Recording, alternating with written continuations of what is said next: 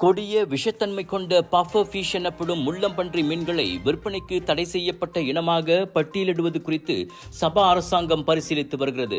எனினும் தற்போதைக்கு அம்மீன்களை விற்க தடையில்லை என சபா விவசாய, மீன்வள மற்றும் உணவு தொழில் அமைச்சர் டத்தோஸ்ரீ டாக்டர் ஜெஃப்ரி கித்திங்கான் கூறினார். இந்த முள்ளம்பன்றி மீன்களில் அதிக அளவு விஷம் உள்ளது. ஆனால் சந்தைகளில் விற்பனைக்கு தடை செய்யப்பட்ட பொருட்களின் பட்டியலில் தற்போது அது பட்டியலிடப்படவில்லை. அதற்கு காரணம் அம்மீன்களை உண்பதற்கு முன்பாக அவற்றின் நச்சுத்தன்மையை எவ்வாறு அகற்றுவது என்பதை அறிந்தவர்கள் இருக்கிறார்கள் என சபா துணை முதலமைச்சருமான அவர் சொன்னார். சிலரால் முள்ளம்பன்றி மீன்களை பாதுகாப்பாக உண்ண முடியும் என்றாலும் அத்தகைய ஆபத்தை ஏற்படுத்தாத எத்தனையோ வகை மீன் இனங்கள் உள்ளன, அவற்றை சாப்பிடலாமே என்றார் அவர்.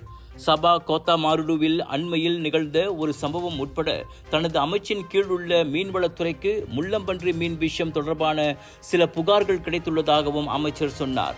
அண்மையில் ஜோஹோர் குளுவாங்கில் முள்ளம்பன்றி மீனை உட்கொண்ட முதியவர் உயிரிழந்தது குறிப்பிடத்தக்கது. முள்ளம்பன்றி மீன்களில் காணப்படும் டெட்ரோடாக்சோத்தின் எனப்படும் கொடிய நச்சு நரம்பு மண்டலத்தை பாதிப்பதோடு உயிருக்கே ஆபத்தையும் ஏற்படுத்தலாம்.